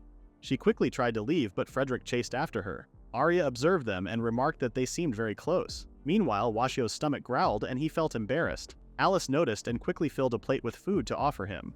Washio was grateful, but the stares from others made him uncomfortable. They were envious because a cute girl was serving him and seemed to be flirting. Arya then grabbed Washio's hand, brushing his arm against her chest. She teasingly claimed she wasn't acting like her usual self, and asked him to guess the difference. Washio panicked and nervously asked her to let go. Alice suddenly pointed out that Arya's bust had shrunk by 10 centimeters. Washio already realized this from the contact but couldn't understand why Alice was the one saying it. The other students were shocked that a female student was openly talking about such things with a male teacher. Arya admitted she had been using padding since their reunion, thinking Washio preferred a fuller figure. However, she declared that from now on she would be confident with her natural body. Alice then wondered if Washio would want her to modify her body to look fuller. Arya told Alice to stop and suggested she take better care of herself as she was. As Washio endured the awkward attention, Alice quietly shifted her gaze toward him. Washio stepped out onto the balcony to smoke, avoiding the noisy and flashy environment inside. He leaned against the railing, quietly watching the others. As he stood there, a memory from his past surfaced in his mind, and he closed his eyes. Suddenly, the snake and the girl dressed in revealing clothes appeared near him. The snake asked why he was outside and commented on how the shabby old man had somehow turned good-looking. Washio was startled to see them outside the spellbook. The girl then asked if he wasn't planning to join the party. Washio replied that he preferred to observe from a distance. The girl admitted she felt the same way, saying that crowded places made her feel sick. The girl shifted the topic, asking how his automaton, Alice, was doing. Washio assured him Alice was fine, but the snake hinted that a problem was arising. The girl explained that while the guardians were powerful, they were also naive, making them vulnerable to being manipulated by people with bad intentions. She believed Washio would protect Alice and asked him to ensure Alice's happiness for their sake. For the first time, the girl revealed her eyes, which usually remained hidden. However, her gaze had an overwhelming effect, turning Washio to stone. While the girl and the snake were arguing, Arya and Alice came to the balcony. Alice had sensed that her master had been turned to stone and came to fix it. Arya asked what Washio was doing on the balcony and noticed the girl wearing revealing clothes. Washio's petrification was undone. Claudia then appeared, climbing up to the balcony and asking for Washio's help. She said Frederick was still chasing her. Frederick then showed up and saw the snake. He told her to stay away from him because he didn't like reptiles. Everyone at the party talked about how Washio seemed to get along well with monster girls. They also realized they had no chance of getting close to the girls since Washio already knew them from before. They even called Frederick impressive for getting close to them too. Limnoa didn't like what he was hearing and seeing. Then someone commented that Limnoa was still focused on his goal of becoming the homeroom teacher for the monster girls. He then offered Limnoa some help with it. Afterward, the renovation of the ghost tower was finished, and it was now the Washio faction's dormitory. Claudia excitedly asked Washio to check it out. Washio trembled and asked if the ghost tower was no longer haunted. Ira found it cute that he was scared of ghosts. Alice promised to protect her master no matter what. Meanwhile, a student with a reptilian tail walked towards somewhere. The ruins that once stood there were now repaired, and Washio was impressed by the transformation. He also noticed a large bathroom. Claudia explained that she had requested it so she could soak in the water with Washio, just like before. We saw an image of Washio in the bath with the monster kids. Washio reminded her that it wouldn't be appropriate now. Claudia insisted on taking a bath with him and offered to wash his back. Alice, who was watching Claudia, refused on Washio's behalf. She said washing her master's back was her job and told Claudia to back off. The two exchanged glares which could produce sparks. Arya stepped in and reminded them they needed to unpack and check the rooms. The group entered a large room and the girls suggested sharing it. Claudia teasingly told Washio they should share the room together. Alice refused again on Washio's behalf and claimed he would live with her in the basement. She tightly held Washio's arm and said it would be easier for magic supply that way. Washio exclaimed he understood and asked her to let go. Claudia noticed that Alice seemed jealous. Someone decided they would have a single room. Washio was surprised to see a new girl and asked who she was. Claudia introduced her as Molly Blime, another member of the Washio faction. They needed 3 members to form a faction. Molly asked everyone to call her Mob, a nickname that suited her since she was always around but went unnoticed. She had actually been following the group the whole time. Washio complained that she hadn't said anything. Molly then greeted Washio formally, and Claudia took her to unpack. Before leaving, Claudia gave Alice another glare. Later, Arya commented that Claudia seemed jealous of Alice. She told Claudia not to worry because Alice was an automaton. Claudia reminded her that Alice had the Womb Force 3080, which was concerning. Arya didn't care whether what Alice claimed was true or a trick about being able to reproduce, because she knew Washio wouldn't be easily swayed. She had known him for a long time. Arya then reminded Claudia that their real rivals were their former classmates. Claudia agreed, saying that everyone should have turned into monster girls like them by now. Knowing the others would come to the academy soon, Arya suggested using different strategies, not just relying on charm. Claudia argued that there was nothing wrong with using her charm. Deep down, Arya believed she would be the one to win Washio over in the end. Arya finished setting up her bed, and Claudia mentioned that it was too big. Arya explained that it was the standard size at her family's home. Claudia remembered that Arya came from a rich family. As the two argued, Molly wondered if she could get along with monster girls. Meanwhile, a monster girl with a reptile tail was walking down the street. Some drunk men were trying to flirt with a waitress at a nearby tavern.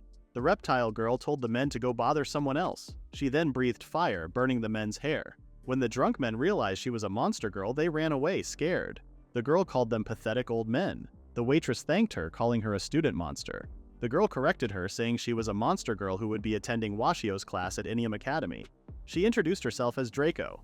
A new morning came, and Washio woke up to find Claudia on top of him. He was surprised and screamed, which woke up the rest of the group for breakfast. Later, in the faculty room, Limnoa was shocked to see Washio arrive at work on time. He was so surprised that he jokingly expected dragons to rain tomorrow. Washio agreed with him. Limnoa then realized someone else must have woken Washio up. Washio flinched, confirming Limnoa's guess. Limnoa told Washio that he didn't care how long he had been involved with the monster girls, but warned him to be careful about actions that might seem inappropriate. Washio agreed with this advice. Limnoa was glad that Washio understood and warned him to keep a proper distance, as he was an adult and should act with decorum. However, Limnoa doubted Washio would fully understand since he thought Washio had an E-ranked brain.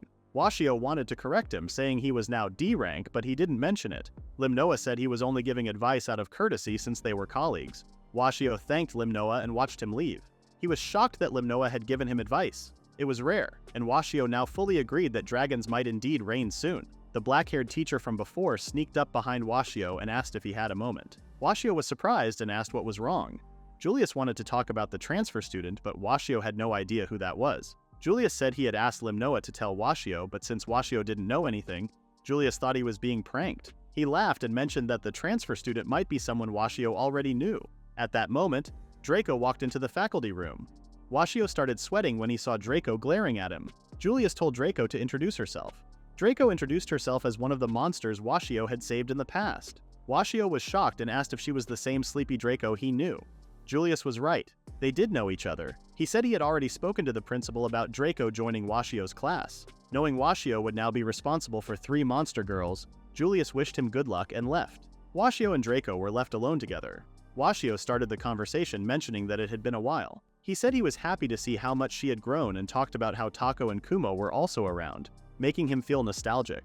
However, Draco didn't respond, which made Washio feel awkward.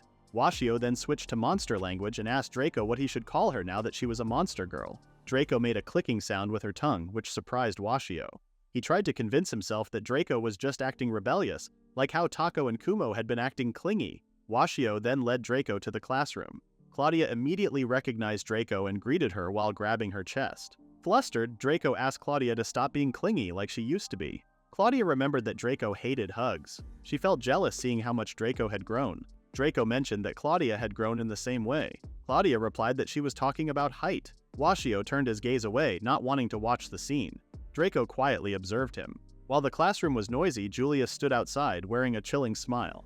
Class started, and Washio talked about how monsters had their own food chain, with dragons at the top. The boys said it was worth attending biology class because they got to learn about how cool dragons were, and called it pure romance. A girl in class was scared to learn that something could even eat an A-ranked chimera. The others then looked at Draco, who was sleeping in class, and wondered if she could eat a chimera. They imagined her appearance would be really scary. The gossiping woke up Draco, and when she yawned, a fireball shot out of her mouth and burned the hair of the classmate sitting in front of her. Washio wished Draco would pay more attention in class. Draco interrupted the lecture and asked what exactly a monster was, wanting an explanation. The other students were shocked since the answer to her question was basic knowledge. Draco apologized for not knowing the basics and said she had been sleeping in class and didn't remember anything.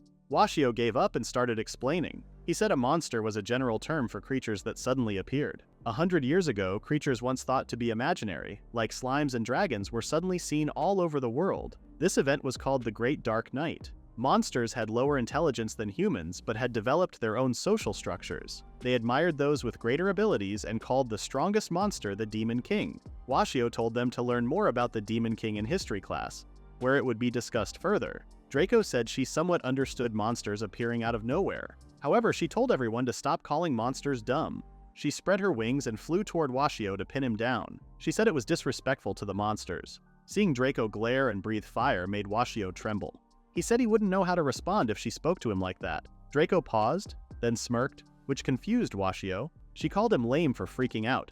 The boys in the class were both scared and impressed by the dragon's presence. However, the girls were scared and remained silent, trembling.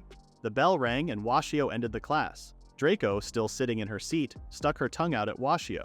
He felt hurt, but figured she was just going through a rebellious phase, different from Claudia and Arya. Just then, Arya rushed into the classroom and said something had happened to Claudia. Washio quickly ran to the nurse's office after hearing about the explosion in the alchemy class, and found Claudia with a severed tentacle. The nurse reassured him that Claudia would be fine, as the tentacle would grow back. Washio was relieved to hear that, and Claudia apologized. Washio told her she should apologize to her classmates instead. Claudia said that wasn't what she was apologizing for. With a look of despair on her face, she said she might get expelled. Draco, who had been listening from the hallway, took out a communication device and received a message. It said that they were making good progress and should move on to the next phase. The girls couldn't believe that Claudia would be expelled. Washio insisted that it couldn't be true because explosions happened all the time in alchemy class. He believed something like that wouldn't be enough to get her expelled. Meanwhile, Dorako stayed outside the room, silently watching and listening. Claudia's eyes looked dull and unfocused, but she snapped back to reality when Arya kept calling her name. Arya reassured her that she wouldn't be expelled, and Claudia felt relieved. Washio then asked if she was hurt, but Claudia told him she was fine. However, Washio wasn't convinced. He decided she was injured and told her to skip her afternoon classes. He also told her to write a reflection paper about the incident and submit it. As Arya and Washio walked away, Washio wondered if Claudia was actually struggling with alchemy. Arya found it odd as Claudia normally didn't have trouble with the subject. She explained that she had been sitting next to Claudia during the lesson, and while she had made some small mistakes, nothing serious had happened. However, at some point Claudia started zoning out. Washio thought she might have just lost focus, but Arya didn't see it that way. Washio then reminded Arya that Claudia had destroyed a tower before. If she messed up again, a written apology might not be enough to save her. Still, he promised to support her no matter what. Arya, on the other hand, wondered if Claudia had simply been distracted. But the way Claudia had acted earlier didn't feel like a simple distraction. The next day, Washio was called to the principal's office. The principal asked if he knew why he had been summoned. Washio assumed it was about Claudia, and Julius confirmed his guess. As the alchemy professor, Julius was also responsible for the incident, just like Washio. He then mentioned that someone else would be arriving soon. A man suddenly burst into the office demanding to know who Washio was. He grabbed Washio and complained that one of Washio's students had bruised his daughter's face. The principal told him to calm down, but the man refused, shouting that he wouldn't relax until they brought out the person responsible. He wanted to punish them himself. Washio tried to apologize, but Julius spoke first. He took full responsibility for what happened in his alchemy class, and the man told him to make things right. Just then, some women spoke up saying there was another issue involving the monster girls and Washio. The PTA president then demanded that the principal should remove Washio from his teaching position. Washio was shocked. Julius, angry, asked why she was bringing this up so suddenly. The PTA president then revealed some documents she had received earlier. Meanwhile, in the students' lobby, Molly noticed that Claudia's octopus legs had already grown back. She was impressed, but Claudia reminded her that she had strong self-healing abilities. Molly then asked if Arya could do the same. Arya explained that she could heal, but only to a certain extent. Suddenly they realized that the other students were staring at them. A male student stepped forward and accused Claudia of causing the explosion the day before on purpose. Claudia denied it. The student then brought up an old rumor about Washio destroying a monster protection facility in the past. He asked if it was true. The girls froze and stared at him. Seeing their reaction, the student laughed, realizing the rumor must be true. He then called Washio a criminal and accused the monster girls of being his accomplices. Back in the principal's office, Julius read a document stating that Washio had once murdered the staff members at a monster protection facility, kidnapped young monsters, and brainwashed them. The document was anonymous, but the PTA president insisted it couldn't be ignored. She said the school had no choice but to investigate Washio's past, and depending on the results, he would be suspended. She then asked if anyone objected. Both Washio and the principal broke into a cold sweat. Julius, worried, asked Washio if the claims were true. Before Washio could respond, a loud noise came from outside. He quickly ran to check the student's lobby, and his eyes widened in shock. Arya, in her monster form, had attacked a student. However, the student was unharmed and only the lobby floor was damaged. Washio, furious, demanded to know what Arya was doing and ordered her to stop. With a cold voice, Arya said that no one else understood what they had been through or how much they had suffered. She claimed that Washio was the only one who had ever helped them. Molly turned to Claudia, asking her to stop Arya, but Claudia suddenly lost focus again. The other students started whispering, saying the rumors must be true. Their admiration for the monster girls turned into fear, and they no longer wanted to associate with them. Dorako remained silent, watching from the crowd. Meanwhile, Julius couldn't help but smile to himself. The PTA president declared that punishing Washio alone was no longer enough. She demanded disciplinary action against both monster girls as well, along with their homeroom teacher, Washio. Afterward, the principal decided to keep Washio and the two monster girls under house arrest in their rooms until the investigation was finished. They were not allowed to leave the Washio faction dorms for any reason. The next day, some students talked about how their families also received letters accusing Washio. They said the accusations were even worse than the accident in the alchemy class. They couldn't believe he was still working as a biology teacher. Some claimed that the monster girls were his victims, brainwashed by him. They assumed that was why the monster girls were so attached to Washio. Julius couldn't help but smile. He was confident that Washio would be taken down once the background check results came in. He also promised to recommend Limnoa as the new homeroom teacher for the monster girls. He argued that only an A-ranked teacher like Limnoa should be responsible for their education. Limnoa glared at him and Julius asked what was wrong. Limnoa reminded him that his request was only to replace Washio as the homeroom teacher, not to remove him from his position entirely or spread harmful rumors. He said Julius had gone too far. Julius was surprised. He hadn't expected Limnoa to care about something like this. Limnoa stared at him for a moment before walking away. Before leaving, he told Julius not to recklessly involve students in situations like this, and reminded him that, above all, they were teachers. Julius complained about how troublesome elves were. He couldn't stand them and asked Doriko what she thought. However, the dragon girl stayed silent. Julius wondered why she wasn't answering. Doriko then explained that the entire student body was spreading rumors and speaking badly about Washio everywhere. Julius was pleased to hear that and told her to spread the rumors outside the school as well. But Doriko refused to respond. Julius called her rude and said her attitude only made the rumors about Washio being unfit as a teacher seem more believable. However, there was nothing that could be done to change it. Doriko stared at him for a moment before asking what he truly hated, Washio or monster girls in general. Julius dismissed it as a pointless question. Instead, he asked her what she thought was the most beautiful emotion. Doriko was confused and asked why he was suddenly bringing that up. Julius said it wasn't love or hope. He claimed the most beautiful emotion was despair. The moment when light disappeared from someone's eyes, when they lost all hope and sank into darkness, he believed that was when humans showed their true beauty. Then he asked Doriko for her thoughts. Doriko simply said his stories never made sense. Julius realized she would never understand, since fools never did. Alice visited Washio's room in the Washio faction's dorms, bringing him hot milk with honey. She explained that it could help him relax, but she used complicated words. The guardian girl and the snake appeared, curious about what Alice was saying. The snake questioned why a grown man was sulking. She told Washio to speak up if something was bothering him, promising to solve his problem. However, Washio stayed silent. Annoyed, the snake demanded that he say something. Alice knelt beside him and gently asked if he would be willing to share his past with her. Washio responded that maybe he would someday. Understanding his feelings, Alice wished him a good night and left the room. Washio then lay down on his bed and went to sleep. In the past, a young Washio had just arrived in a new world through a summoning ritual. The people around him cheered, celebrating the arrival of a hero from another world. Confused, Washio looked around, wondering if this was some kind of prank by cosplayers. A beautiful woman leaned toward him, calling him a hero. She asked for his name. Nervously, Washio introduced himself as Makoto Washio. The woman smiled, saying his name sounded wonderful, and suddenly declared that she was in love. She then pleaded with him to use his great power to protect their nation from monsters and lead them to victory. Washio could hardly believe what he was hearing. Monsters? Molly worried about Washio and Claudia staying in their room all day and wondered if they were okay. The snake didn't know much about the octopus girl, but she said the old man was definitely sulking. Alice then walked up to the silent Aria and asked if she could at least share something about Washio's past. Aria explained that she first met Washio when he was known as the Golden Eagle, the highest-ranking mage summoned from another world. She said Washio had saved her life on the battlefield when she was a dying monster. To her, he was her savior. In the past, a young Washio encountered a caged lion-like monster with a snake for a tail. He was shocked to see such a creature. A man confirmed it was indeed a beast, and a woman from before stated that this was the kind of monster Washio would have to fight. Washio refused, insisting there was absolutely no way he could do it. He said he was just an ordinary office worker with no combat experience. The woman jokingly wondered if he was related to a lizard man or something. Washio told them to stop messing around and demanded to be sent back to Japan. He had work the next day, and if he missed it, his boss would scold him for 2 hours straight. The man ignored his protests and began explaining their situation. He said their kingdom had been under attack by monsters for the past 5 years. They had been fighting back, but things only kept getting worse. That was why they decided to summon someone with great magical power from another world to help turn the tide of battle. The woman then pointed out that this was where Washio came in.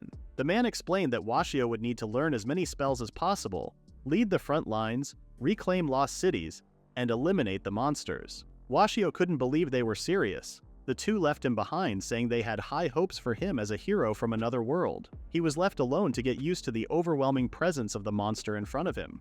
Washio got a room and collapsed onto his bed. He could hardly believe he had been summoned to another world. The thought of fighting monsters seemed impossible. He was just a salaryman after all. There was no way he could handle such a task. But there was no point in dwelling on it now. What was done was done. He recalled a saying, "Live each day as if your life has just begun." With that in mind, he decided to make the best of his new life. Just then, a soldier entered the room, carrying tea for Washio before bed. Washio asked who he was. The soldier introduced himself as Skara, a second-class soldier from the 3rd Division. He explained that he would be supporting Washio from now on. His job was to help ease Washio's fatigue from training, even offering massages. He also planned to show him around the kingdom, recommend good restaurants, and take care of odd jobs for him. Washio felt that Skara was taking his role a bit too seriously. He stared at him for a moment and realized Skara was waiting for an order, almost like a loyal pet. Deciding to go along with it, Washio asked for a restaurant recommendation. Without hesitation, Skara confirmed he knew one, then, without warning, dragged Washio out into the night. The days passed. Washio practiced magic, spent time with Skara, exercised, and collected items to help him use magic. Before long, he started complaining about how tired he was, so Skara gave him a shoulder massage. Washio playfully called him by the wrong name, and Skara quickly corrected him. Then Skara reminded him that the next day was the day they would reclaim the city. He also warned Washio not to be late since he had a habit of showing up late. Washio promised he wouldn't mess things up. After a moment of silence, he asked Skara if he had any experience on the battlefield and whether it was scary. Skara admitted it was, since his life was always at risk. Washio nodded, saying that made sense, but pointed out that Skara didn't seem like a frontline fighter. He promised to protect him. Skara reminded him that he was only there for support, and that Washio was the one on the front lines. He reassured him, saying he would have his back. Washio jokingly called him chivalrous. Then he asked Skara to stop being so formal with him, reminding him that they were friends. Skara froze for a moment before slowly turning to look at Washio. He asked if they were friends. Washio knew that Skara was just being kind because of his support role, but he actually thought Skara was a cool guy and wanted to be friends. Skara felt happy and hoped they could get closer outside of their missions too. He asked if he could call Washio casually, and Washio easily agreed. Skara smiled and suggested they grab some food together after the operation. However, Washio said that sounded like a red flag. Confused, Skara asked what he meant. Washio simply explained that it was just internet slang. Years passed and Skara kept fighting on the front lines. Washio, now looking like he was in his 20s, used his magic to blow up monsters one after another. The explosions shined brightly. He glanced at Skara, but suddenly the image of him shattered like fragile glass. Washio woke up, gasping for air and drenched in cold sweat. It had only been a nightmare. Clenching his fists, he swore to protect the monsters in Skara's place. Meanwhile, in another tower, Julius sat with a smile on his face. On his lap sat Dorako, his lifeless eyes empty like a doll's. Was this the real mastermind, the one brainwashing people all along? Bro thinks he is a harem hentai protagonist with that hair. The next morning, Dorako went to the Washio faction dorms and told Arya to call Washio because the principal wanted to see him. Later in the principal's office, Julius read a document about Washio's past. According to the report, Washio had been part of the Prodigious Kingdom's Magic Corps and took part in an urban reclamation mission. During that operation, they raided a monster sanctuary and took 6 creatures from there. These monsters were then subjected to brainwashing in an attempt to turn them into living weapons for war. Julius stated that these were the findings and asked Washio if they were true. Washio remained silent. He remembered the time he discovered that humans had been experimenting on young monsters. One of them was a young octopus. He admitted that the report was accurate. The other teachers were shocked and said the accusation matched the report exactly. They called it a horrifying act. The principal, unable to respond, simply broke into a cold sweat. The PTA president then declared that someone like Washio had no place in education. For the sake of the students, she demanded his immediate dismissal. Washio did not argue. He only clenched his fist in silence. Meanwhile, Dorako sat back and enjoyed her tea while watching Arya, who looked troubled. She asked why Arya seemed so down. Arya explained that she was worried about Washio and hoped the misunderstanding would be cleared up. Dorako told her she was being too protective of the old man. Arya then asked if Dorako wasn't even a little worried about Washio. Dorako shot her a glare and said she wasn't, since it didn't matter to her whether he quit teaching or what happened next. Just then, Claudia stepped out of her room. Arya called Dorako cold-hearted for acting this way during such a serious situation, especially when it involved their mentor, the very person who had saved their lives. Dorako stayed quiet for a moment before suddenly bursting into laughter, leaving Arya confused. She called Arya an idiot, then smirked. Slamming her foot on the table, Dorako leaned in close and told Arya to wake up already. She reminded her that their very existence was what was truly tormenting Washio. Arya stared at her, unsure of what she meant. Washio entered the dorm looking drained and empty. Dorako said it was perfect timing and suggested asking him directly. She asked if he believed the whole commotion happened because of them, the monster girls. Washio stared at them in silence. His reaction made Arya uneasy. As he looked at them, memories of the past flooded his mind, back when the monsters were still young. Then in a cold voice he agreed. It was all their fault. His words cut through Arya like a blade. He went on, saying he had worked hard to keep his past hidden and live a quiet, unnoticed life. But because they stayed close to him, everything was exposed. He admitted that he regretted saving them back then. Arya froze. She couldn't say a word. Then tears streamed down her face. Without another glance, Washio turned and walked away. Dorako asked if she understood now. Just then, Claudia entered the living room and saw Washio. He gave a cold farewell before leaving. Afterward, the students were surprised when Washio was fired in the end. They couldn't believe that an ordinary-looking old man like him had brainwashed people and even killed them. They said he deserved to be expelled since he was a psycho. Some wondered if the monster girls would stay behind and continue their studies at the school. Washio gathered his things and walked away. Before he left, Limnoa confronted him. Washio called him kind for seeing him off and officially asked him to take over as the homeroom teacher for the monster girls. He said the girls might act spoiled sometimes, but he promised they were good kids. Limnoa then asked if Washio had really brainwashed the monster girls. Washio confirmed that it was true. Limnoa, who had mocked Washio for a long time, said that if the report was correct, then he completely despised him. After that, the two rivals went their separate ways. Classes had resumed, and Limnoa took over as the homeroom teacher for the monster girls. However, Arya and Claudia stayed completely silent, refusing to respond to him. Despite their silence, Limnoa continued with homeroom. He reminded them that the Washio faction had been disbanded and told them to leave the tower immediately. He also announced that he would be teaching biology. After finishing his announcements, he asked if they had any questions, but as expected, the monster girls ignored him. Limnoa told them that sulking wouldn't change anything and reminded them that the first period was linguistics. He asked them not to be late and then left the classroom. During the break, Limnoa went to the cafeteria and let out a deep sigh. Suddenly, Julius appeared out of nowhere and asked how it felt to be the monster girls' homeroom teacher. However, he was only joking since he had already seen how difficult the girls had been. He admitted that they could be childish, but warned that ignoring them wouldn't work.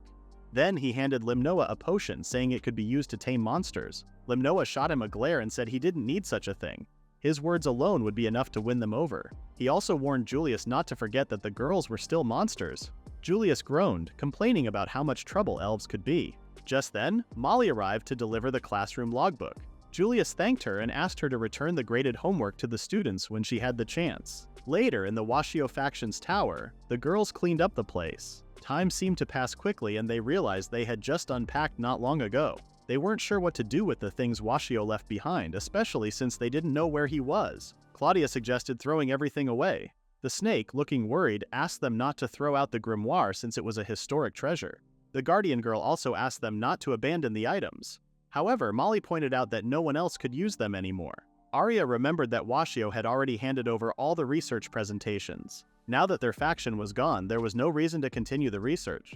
Just then, Frederick arrived to help his honey bunny with packing. Claudia seemed uneasy about his presence. Frederick promised to heal her heart after Washio's departure, but Claudia complained that he was standing too close. She said she would gather Washio's belongings and send them to him. However, she quickly changed her mind, realizing it would only bother Washio. Frederick, noticing her hesitation, could tell she still wanted to see Washio. Claudia laughed it off, saying that it was a mistake to come to the academy, and she wouldn't interfere in Washio's life anymore. Something about her words and expression unsettled Frederick.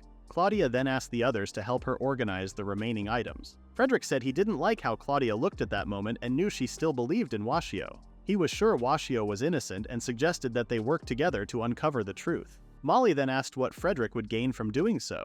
Frederick simply replied that their smiles would be his reward. The snake called him cheesy, while the guardian girl said it sounded like something from a romance opera. Claudia stayed silent for a moment, remembering the times when Washio had cared for them. Molly raised her hand, saying she supported uncovering the truth because the rumors she had heard were ridiculous and made her frustrated. Arya also agreed. Washio's last words had hurt her, but she felt the need to know the truth. Seeing their determination, Claudia finally looked at them and decided to join them. Everyone went to the living room to talk about the situation. Frederick placed the accusation letters on the table and suggested that they should first figure out who sent them. The snake asked what they would do after that, and Frederick simply said they should ask the sender about their reasons. The only clue they had was that the letters were typed with a typewriter. Since there was no handwriting to analyze, finding the sender would be difficult. Arya quickly pointed to Limnoa as a suspect because he often bothered Washio. Frederick couldn't believe Arya was still holding a grudge. Molly carefully examined the letters. After a moment, she noticed something familiar and said it might be Julius. She pointed out that he had a habit of adding a dot at the end of sentences, something she had seen before on a graded assignment. However, Frederick argued that this alone wasn't enough proof. Arya also reminded them that they didn't even know if the sender was a teacher. Just then, the snake asked if the Julius they were talking about was the pharmacology teacher. If so, she said, he was a likely suspect because she could smell a faint trace of chemicals on the letter. Frederick, however, doubted that a snake's sense of smell would be reliable evidence. The snake felt insulted by his words. Despite Frederick's doubts, everyone believed the snake and decided to check Julius's private room. When they entered, they found a messy space filled with growing herbs and bottles of chemicals. That is the end of the recap up to chapter 32. Make sure to check out the pinned comment about the next part.